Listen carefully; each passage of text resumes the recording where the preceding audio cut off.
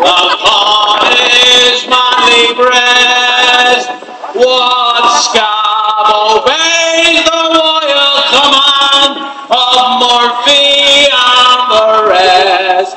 He's all a slave and half a knave who slighted union laws. But true men like you men will show the bad with us. They dare to flame the manly brick, they wreck the black leg tram. They dare give Harvey Duff a kick, they couldn't give a damn. They lie in jail and can't get bail, who fought their corner those. But true men like you men will make the peelers cuss. Dennis! Dennis! How do you see me, brother Dennis? Charlie, what are you doing down there? I'm looking for Dennis, have you seen him? What are you doing up there? Sure, there's a great view from up here.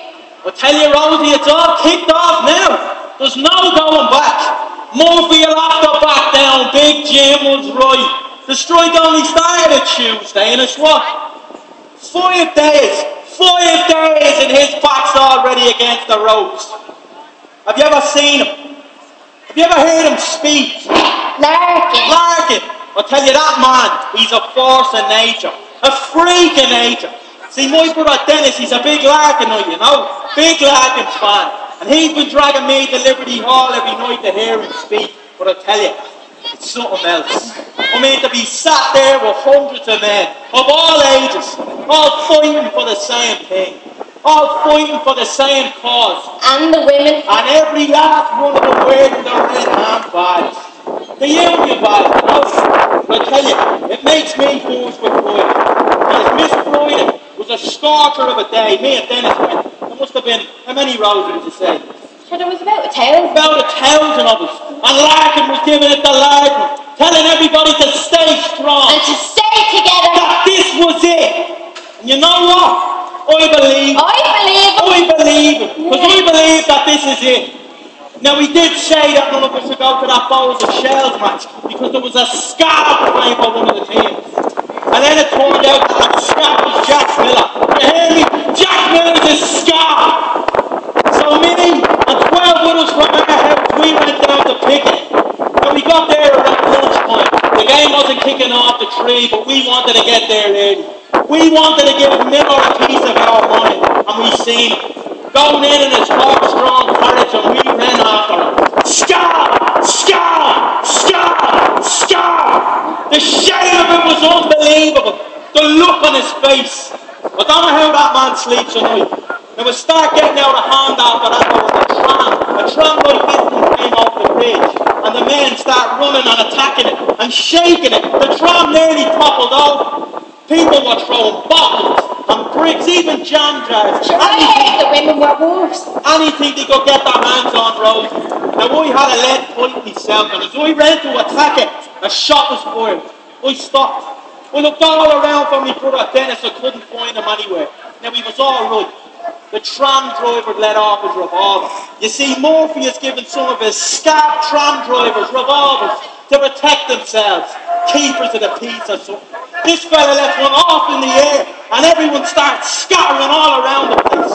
Dennis grabbed me from nowhere. Now we headed down Great Brunswick Street. You know that, don't you?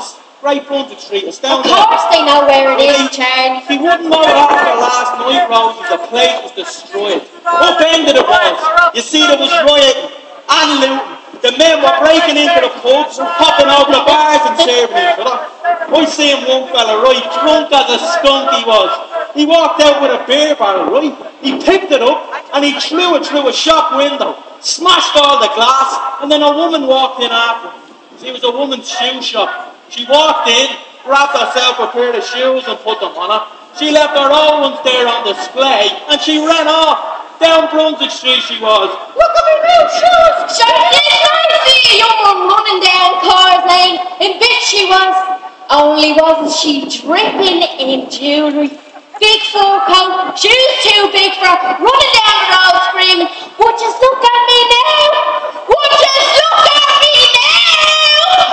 You think that's bad? Me and Dennis headed on to footbridge after that, and that's the last time I've seen him. The last time I seen me brother, he was fighting about 3 or 4 constables himself. My brother the hero, but I helped him out. I didn't just stand there. I got one constable away from him and I hit him with myself. Caught him right in the mouth. I didn't see you there, Charlie. Yeah, I didn't see you there, Charlie. He bit me hand, didn't he? And as he was down, I gave him one last kick and he stayed down. And he didn't move again after that. Now Larkin has said he's going to speak here today on Sackville Street, dead or alive, and he won't let us down. This is it. This is the Charlie that I can feel it. I'm taking no more. Are you with us? Charlie! What are you doing, Charlie? What are you doing up there? I'm not looking for you. Get down. I lost you on footbridge. I'm after been looking at me. Get up to the Frighten up there, Charlie.